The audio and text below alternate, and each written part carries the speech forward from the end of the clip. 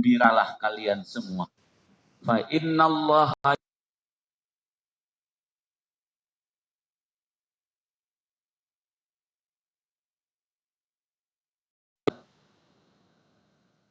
Jadi secara logika dan akalnya malaikat itu dikasih akal, cuma tidak dikasih nafsu.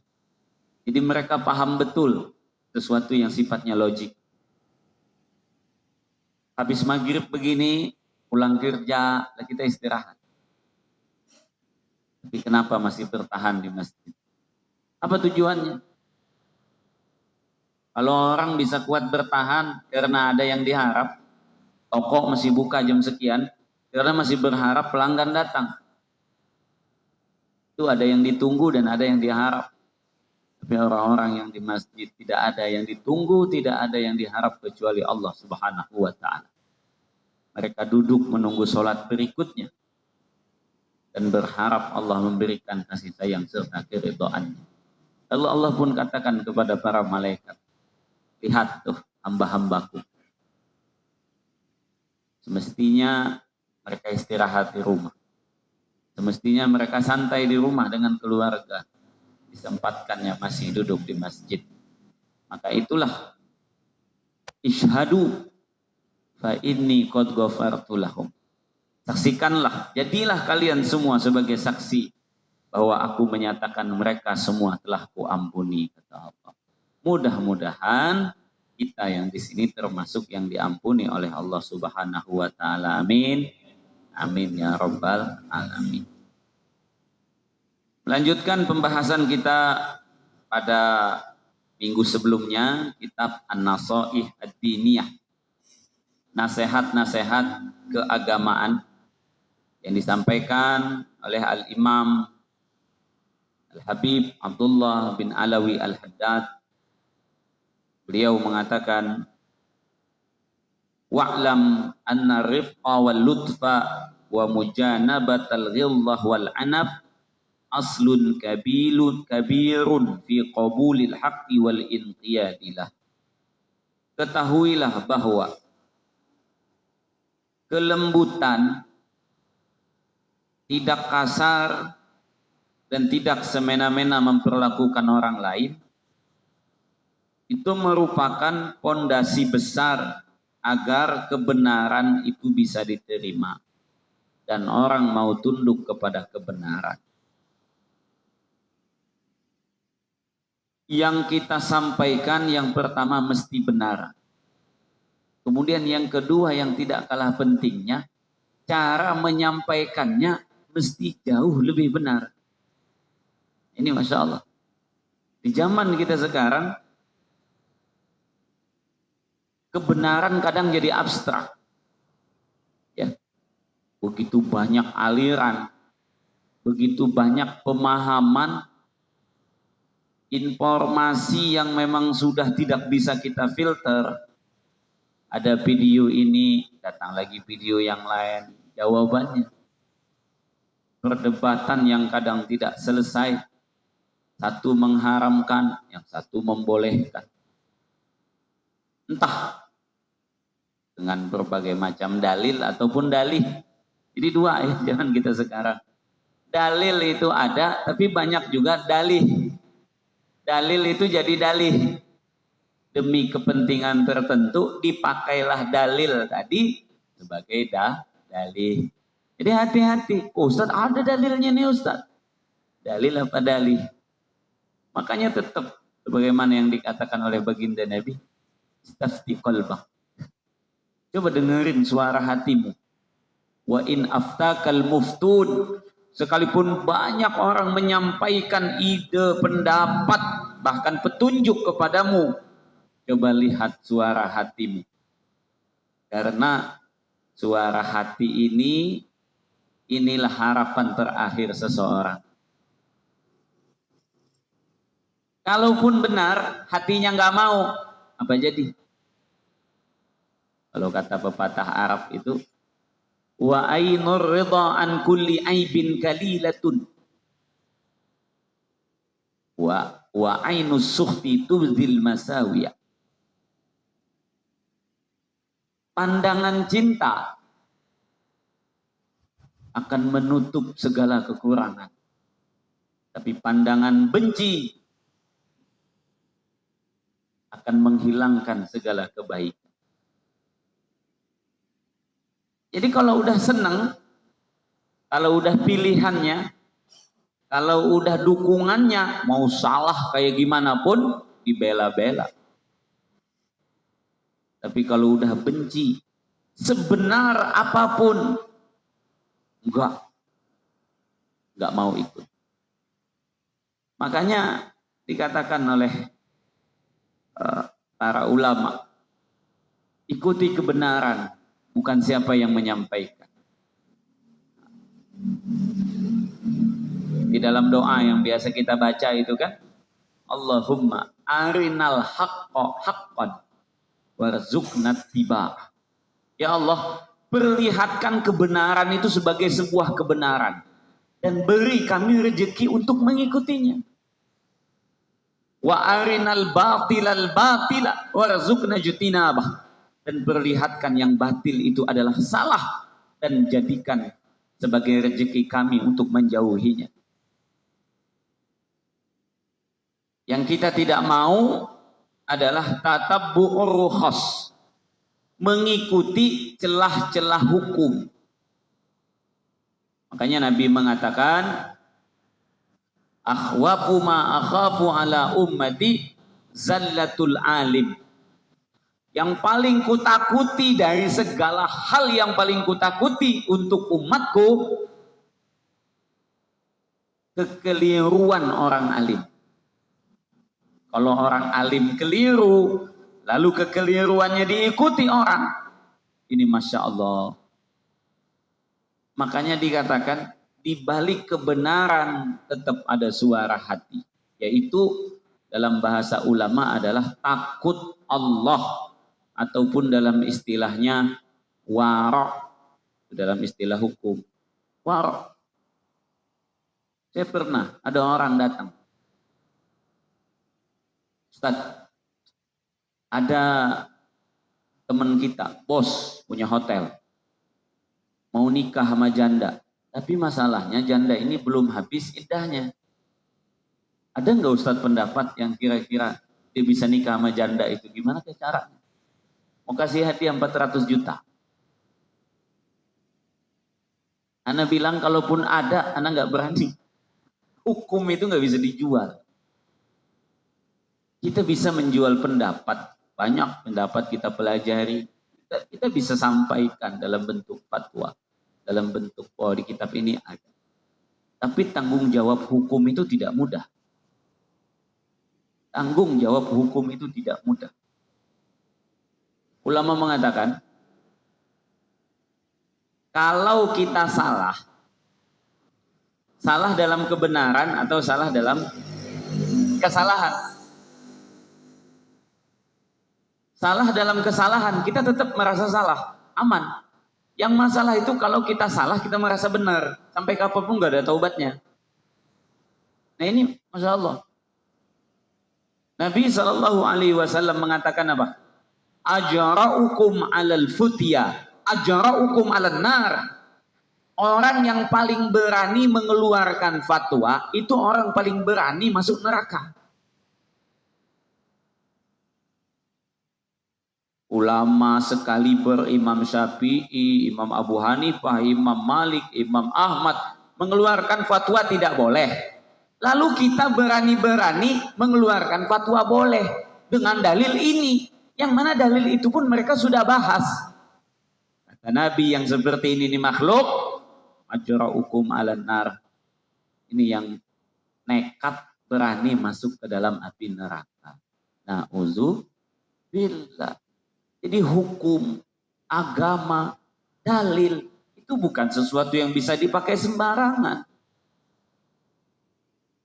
Tidak mustahil kita akan dilaknat oleh Allah, oleh malaikat, oleh seluruh makhluk dikarenakan ketidakbijaksanaan dalam menggunakan sebuah dalil. Makanya, Masya Allah, kadang ada juga yang sebaliknya, meremehkan dalil. Asal aja kita menyampaikan, wah ini di dalam kitab ini begini. Tanya, Ustaz, itu dalilnya sahih enggak? Ada juga nih yang begini nih. Kita tanya, ente emang paham hadis sahih itu apa? Dikiranya kalau sudah sahih, berarti iya, kuat dalil. Enggak. Imam Abu Ishaq Asy-Syirazi di dalam kitab Usul Fikih, di dalam kitab Lumah, menjelaskan ada 8 syarat dalil. Ada 8 fase dalil itu. Sahih itu cuma salah satunya. Belum tentu kalau sahih itu dalil. Saya punya kitab nih 2 kali ini nih tebelnya nih.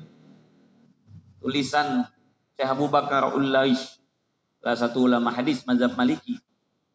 Setebel ini 2 kali kitab ini tebelnya. Tentang apa? Hadis sahih yang ditolak oleh para ulama. Kenapa? Karena kalau sahih aja belum tentu dipakai oleh para ulama. Karena sahih itu bikinan para ulama.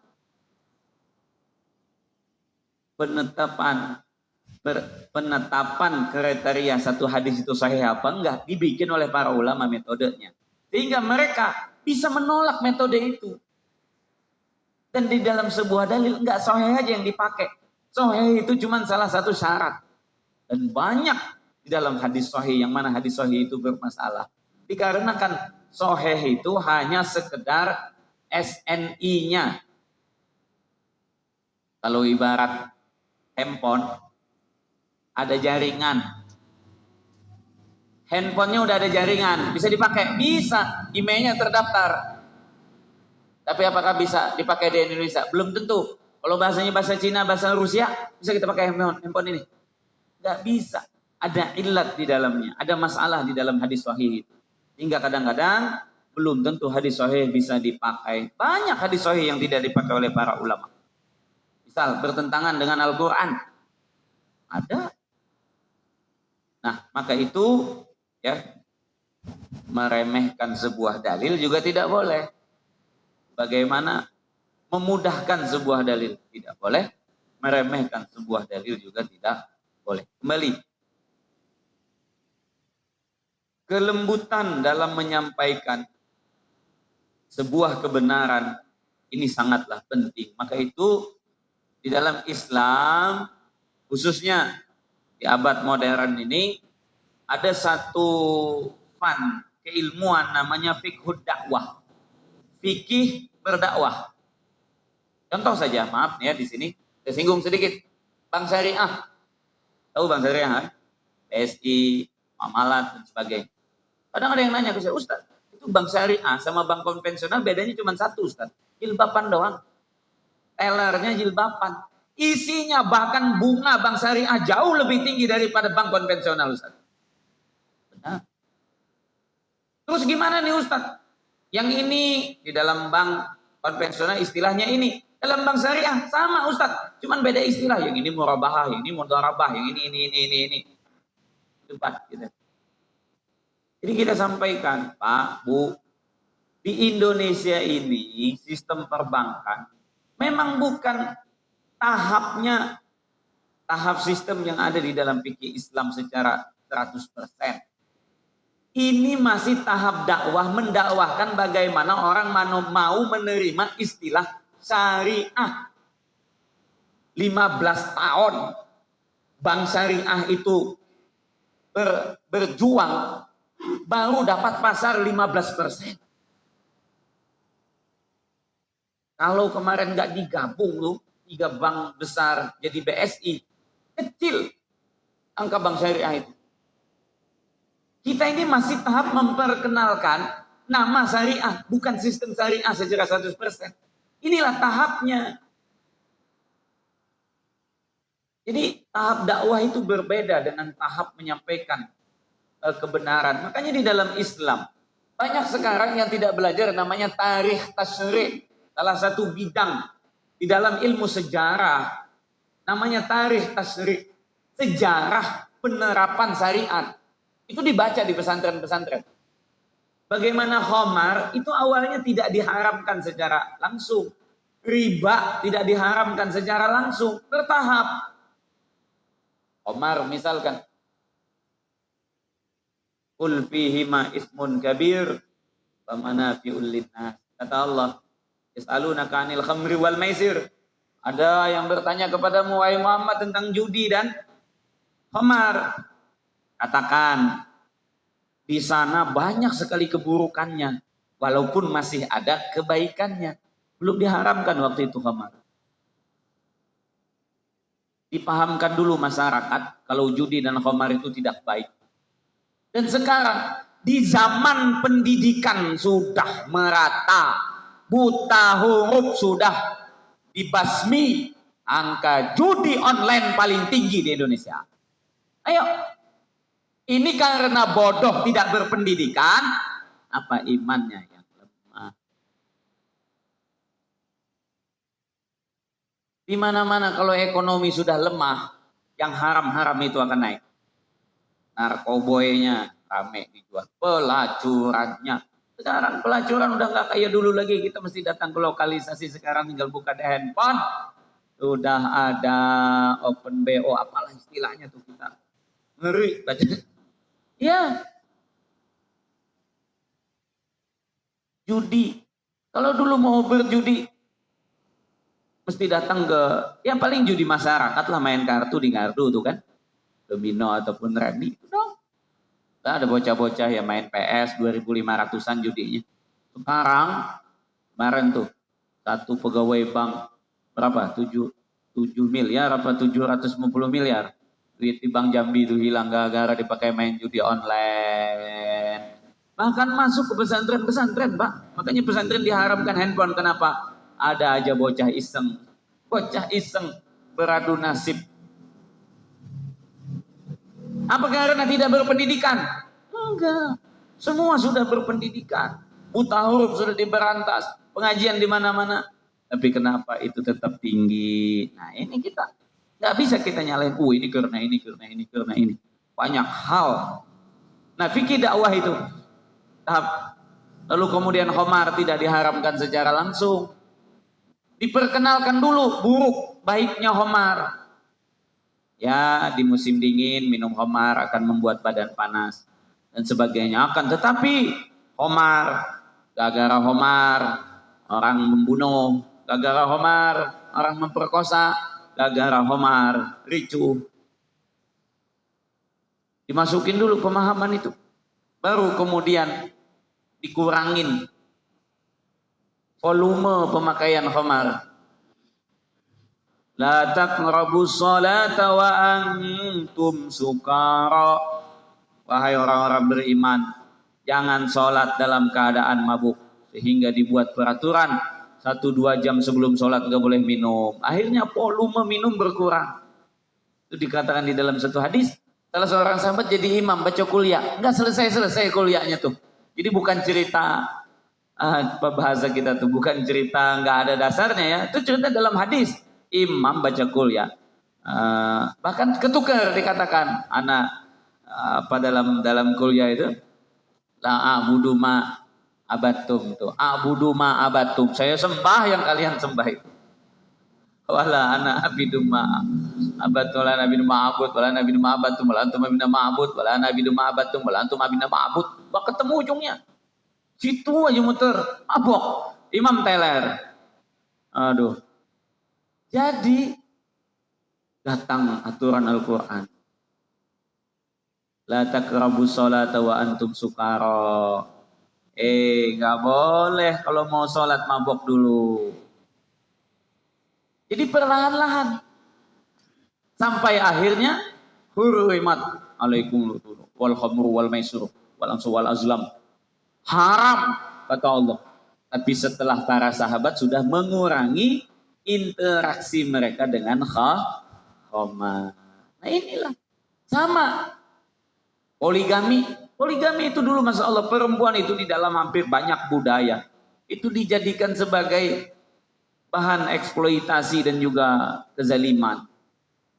Islam lalu kemudian membatasi, mewajarkan dan mengatur, gak sembarangan. Diatur syarat-syaratnya. ada yang namanya adil, ada yang namanya nafkah, ada yang namanya sukna, ada yang namanya mahar. Dihargai betul itu perempuan. Kita bisa dengar di mana-mana perempuan ditumbalin buat gunung berapi, buat laut, ya kan? Datang Islam satu-satu diberantas. Sampai di zaman Sayyidina Umar, cerita tumbal terakhir itu di zaman Sayyidina Umar. Tiba-tiba dari Mesir datang Sayyidina Amr bin As mengirim surat, wahai Amirul Mukminin Umar bin Khattab, Sungai Nil kering. Kata warga Mesir, biasanya kami tumbalin perempuan masukin ke sungai ini, dibunuh masuk situ, baru air akan mengalir. Saya bingung nih mau ngapain, masyarakat sudah ribut. Baru masuk Islam, kepercayaan paganismenya masih kuat.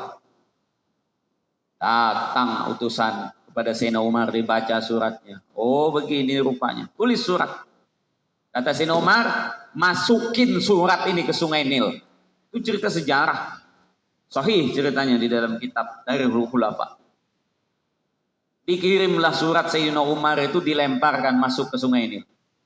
Apa bacaan suratnya? Wahai Sungai Nil, kalau ente mengalir sendiri, tahan sekuat-kuatnya. Tapi kalau ente mengalir karena Allah yang ngalirin, sekarang juga mengalir. Pucat Sungai Nil, alir langsung. Gak ada tumbal di Mesir dari semenjak itu. Masya Allah. Habis cerita tumbal. Sebelumnya setiap tahun satu bocah masuk sana. Lalu perempuan dijadiin tumbal. Islam datang satu persatu diperbaiki.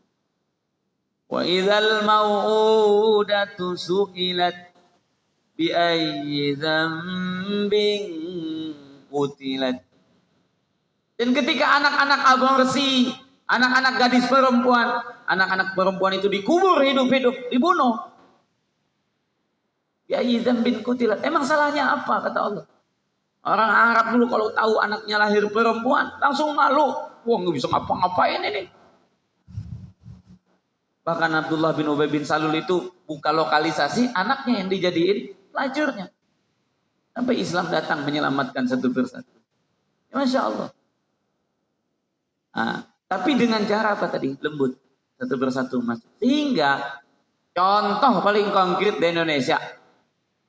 Bagaimana mayoritas Hindu Buddha lalu kemudian menjadi mayoritas Islam.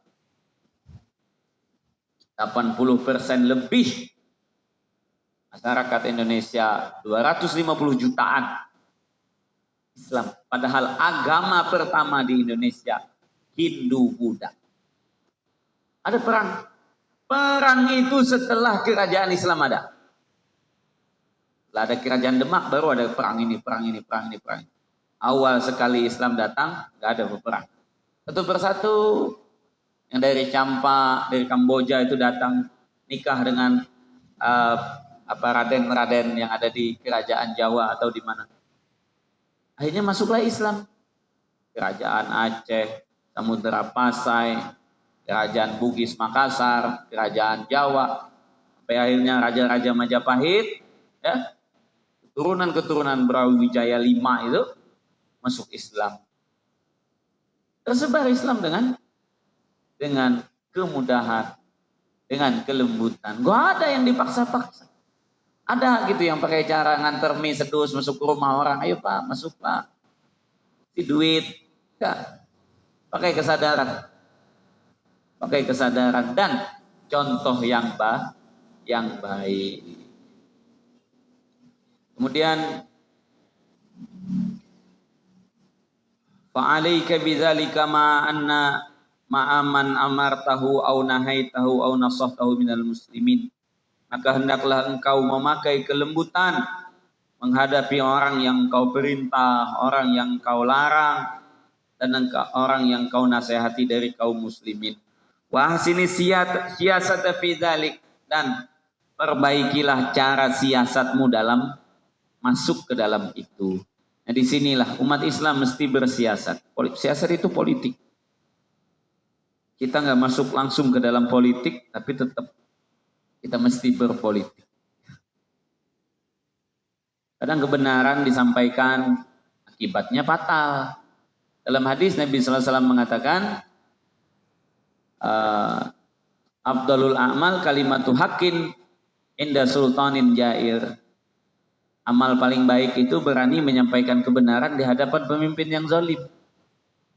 Cuman masalahnya kita berani enggak? Kita berani, anak istri kita kasihan. Akhirnya tetap pakai cara. Bagaimana dulu di zaman Soeharto, awalnya penasehatnya 40 dukun berubah jadi 40 kiai. Itu kan caranya lembut masuk itu. Kiai-kiai mulai masuk ke dalam Golkar, masuk dalam P3. Dideketin nih presiden satu persatu. Sampai akhirnya 40 dukun penasehat Soeharto berubah menjadi 40 kiai. Soekarno tahun 1956 Masumi dibubarkan. Tinggal berapa partai waktu? Tinggal 3. Andaikan dijadikan pemilihan umum, PKI menang. Jelas PKI menang. Akhirnya Kiai Masumi mendekat kemana? Ke MPR. Dibisikin lah, biar Soekarno aja dah jadi presiden seumur hidup. Akhirnya nggak ada pemilihan. Naik Soekarno, nggak jadi pemilihan. Kalah PKI, nggak jadi menang PKI. Cara halus. Politik itu penting. Nah sekarang nggak pakai politik kan vulgar, ya, vulgar, jahatnya vulgar, maka baiknya pun vulgar. Nah, zaman kita sekarang. Nah kita dalam berdakwah pun sama, ya kan? Gimana caranya orang mau ke masjid? Kadang diundang pengajian nggak mau, diangkat jadi ketua panitia, mau beliau ke masjid jadi rajin. Ketika beliau merasa dihargai dan bertanggung jawab. Banyak begitu. Maka nih DKM pikirin cara nih gimana. Bukan gimana deh. Bukan apa istilahnya yang ada ini udah bagus alhamdulillah. Yang belum nih. Pikirin caranya bikin acara apa nih kita di masjid. Makanya kadang-kadang tuh di situ tuh ya. Ada yang bertanya, Ustadz nanti dengan adab masjidnya gimana? Ya satu-satu. Di masjid saya nggak boleh ngerokok. Alhamdulillah masyarakat mau menerima. Di teras, Ustadz di teras boleh kan? Kalau ikut hukum benernya nggak boleh. Cuman kalau saya larang, pada nggak mau nih ke masjid nih ngumpul. Kita katakan apa? Nggak apa-apa deh kalau di teras. Allah Maha tahu lah niat kita. Kalau ikut ilmiahnya, dalilnya nggak boleh. Walaupun teras, al-harim hukmu ma huwa harimun lah. Kalau dalam kaidah fikihnya. Harim, teras masjid hukumnya sama masjid. Sebab merokok di luar baunya ke dalam juga. Kan? Kita bolehkan dengan alasan apa? Alasan kalau nggak digituin ntar nggak pada mau ngumpul. Akhirnya ngumpul rame. Alhamdulillah. Maka kadang-kadang kelembutan itu dalam hal seperti ini nih, politik untuk merangkul orang satu persatu. Jadi Masya Allah, gimana caranya mau ke masjid. Yang masalah itu kan kadang bukan nggak mau ke masjid aja, bahkan cenderung mengingkari, memusuhi. Kenapa? Karena kurang informasi. Makanya disinilah penting sekali terjadi silaturahim, terjadi tabayun, ya. Dan itu semua mesti dibuat dengan dasar kelembutan. Ada yang nggak mau ke masjid, kenapa? Anak saya kemarin ditegur. Padahal kita negur baik-baik, udah lembut-lembut. Tapi tetap aja, apa istilahnya? Ada yang kayak begitu. Nah kalau memang udah tahap-tahap itu sudah kita lakukan, lalu orang nggak bisa terima, itu urusan dia, bukan urusan kita. Ya, jadi nggak bisa juga kita sampai apa istilahnya mengemis-ngemis gitu kan, supaya dia mau. Dia nggak mau. 1 kali, 2 kali, 3 kali, enggak juga, ya udah. Lakum dinukum waliyadin, ente dengan pilihan ente, kami dengan pilihan kami.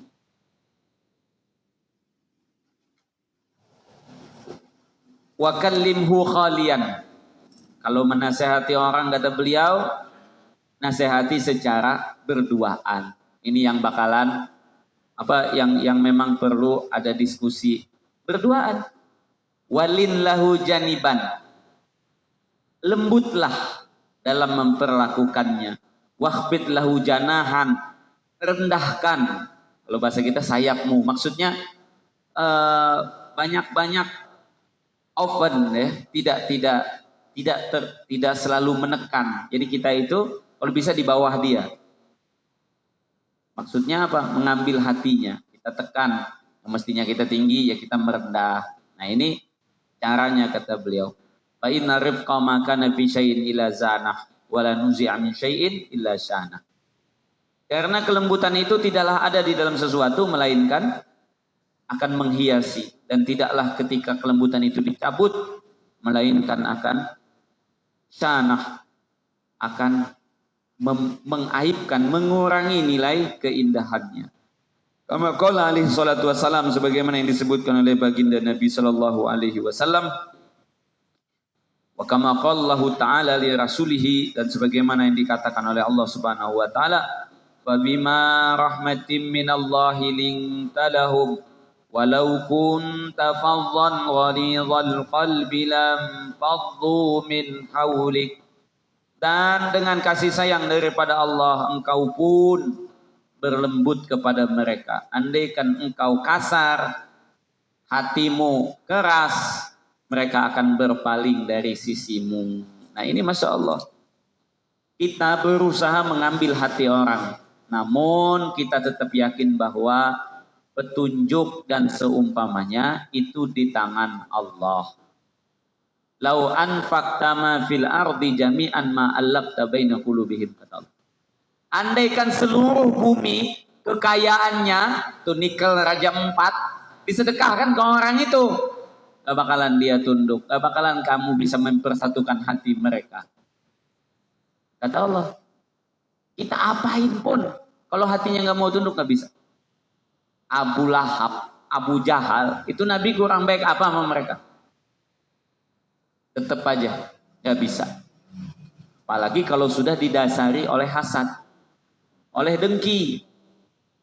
Jika dasarnya hasad dan dengki, maka akan susah membuat orang menjadi satu hati dengan kita. Nah, di antara cara amalan untuk menyatukan hati ini adalah satu, memperbanyak silaturahim. Ini penting. Yang kedua, banyak mendoakan. Kita nih sholat, kita doa kan, minta untuk kita nih, minta rezeki, minta sehat. Kita ingatin juga, oh tetangga saya yang sebelah itu sakit, ya Allah, tolong sehatkan dia, afiatkan dia, kasihan anak-anaknya masih pada kecil. Tetangga kita kena PHK, kita doakan, mudah-mudahan dapat kerjaan lagi yang baik dan sebagainya. Itu secara tidak langsung ruh kita akan bersaudara dengan ruh orang itu. Nabi sallallahu alaihi wasallam katakan, al arwahu junudun mujannadah. Arwah itu satu kumpulan, satu kelompok.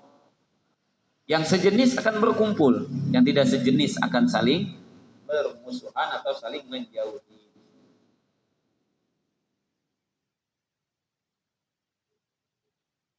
Wa qauluhu ta'ala, dan firman Allah Subhanahu wa ta'ala, wala takunu kalladzina tafarraqu wakhtalafu min ba'di ma ja'ahumul bayyinat. Dan janganlah kalian seperti orang-orang yang berpecah belah setelah mereka mendapatkan kebenaran. Nah ini nih. Jadi kita banyak berpecah setelah belajar, setelah tahu dalil. Dulu satu aja. Setelah banyak guru pecah. Kan aneh. Mestinya kan tambah pinter. Ini yang kadang-kadang kita sangat menyesalkan. Pulang majelis malah bermusuhan. Pulang majelis malah bermusuhan. Mestinya sama-sama ngaji itu bersatu. Makanya yang pertama, satu, jangan cepat menyalahkan orang. Jangan. Ini salah, ini enggak ada dalilnya. Enggak ada dalilnya, apa enteng belum ketemu.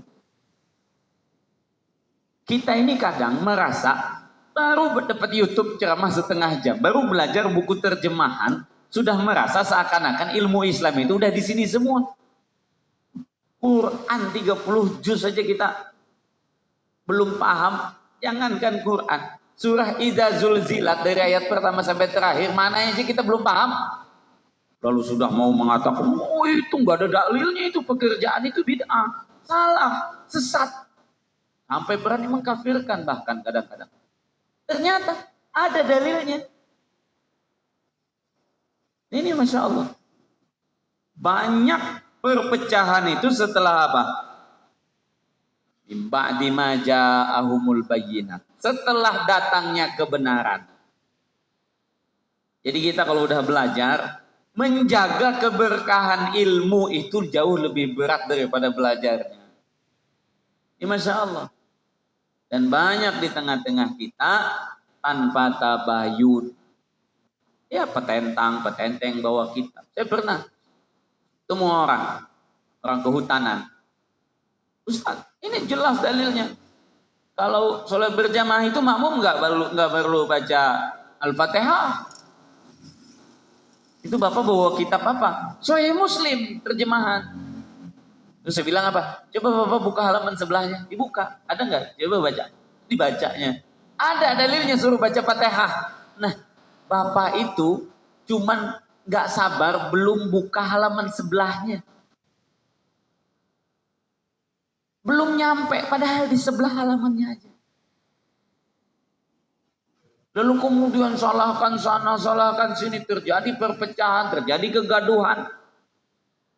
Gara-gara satu halaman yang belum dibuka, belum ketemu. Yang jadi masalah itu kan dipatwakan lagi, nggak boleh ngaji ke guru yang lain selain gurunya. Allahu Akbar. Dari mana? Al-Quran tuh mengatakan jelas. Atu'minu bi ba'dil kitabi wa takfuruna bi ba'din. Kenapa kalian beriman kepada satu kitab lalu kafir kepada kitab yang lain? Jangan dikira lalu kemudian agama itu terkumpul di satu orang. Ini bukan Imam Syafi'i, bukan Imam Bukhari, bukan Imam Ahmad yang hafal 1 juta hadis. Kan? Emang berapa kitab tuh guru tuh udah baca kitab? Berapa madhab yang sudah dipelajarinya lalu kita berani katakan guru saya merangkup seluruh keilmuan? Enggak ada, enggak bisa. Yujadu fin nahri ma la yujadu fil bahri. Itu kata pepatah Arab. Ada binatang yang ada di sungai, enggak ada di laut. Laut itu kurang apa? Ikan sungai enggak ada di laut. Kita mau nyari gabus, kan gabus. Cari di laut. Dari laut kita sini sampai ke Greenland sana enggak bakalan ketemu. Karena itu bukan ikan laut. Seluas apapun tetap belum tentu dia yang paling sempurna. Makanya itu ada 40 guru, belajar ke semua dari 40-nya. Ambil yang baiknya, ambil yang mudahnya, ambil yang enaknya yang dipakai di masyarakat. Jangan kemudian satu ini aja. Gak bisa satu itu aja. Beda kalau kayak dokter spesialis. Kalau dalam tasawuf itu ada misal kayak guru mursyid. Emang guru mursyid biasanya satu doang. Gak bakalan nyari-nyari yang lain. Tapi kalau dalam fikih, dalam hadis, dalam tafsir, gak bisa satu guru. Sesat kita kalau cuma satu guru. Apalagi kalau dikapling, nah kebenaran tuh ini aja. Selain ini salah. Gak bisa begitu. Jadi ikhtilafu ummati rahmah kata hadis. Perbedaan ulama itu adalah rahmat. Jadi kita bisa pakai semua di saat-saat tertentu, ya. Bukan berarti kita pelajari itu sia-sia, tidak. Di saat-saat tertentu bisa kita pakai. Lembut dalam menyampaikan, andaikan yang kita pahami itu benar secara dalil, lalu orang memakainya berbeda. Dalam hukum ada istilah etika, junjung yang banyak, tinggalkan yang sedikit. Contoh, takbiran Hari Raya Idul Adha kapan mulainya? Di masjid sini nih, kapan mulai?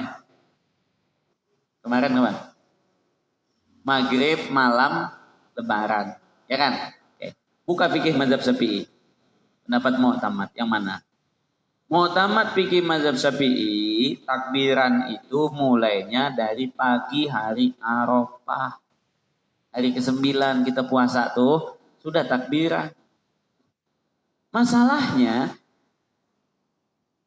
fikih Syafi'i Indonesia enggak pakai kitab itu, pakainya kitab yang lebih lama, Mata Nabi Syuja' atau misal fikih Muhadzab. Al-Imam Abu Isa Asy'ari mengatakan takbir lebaran dari malam lebaran, walaupun oleh Imam Nawawi, Imam Ibnu Hajar mengatakan bukan itu yang terkuat.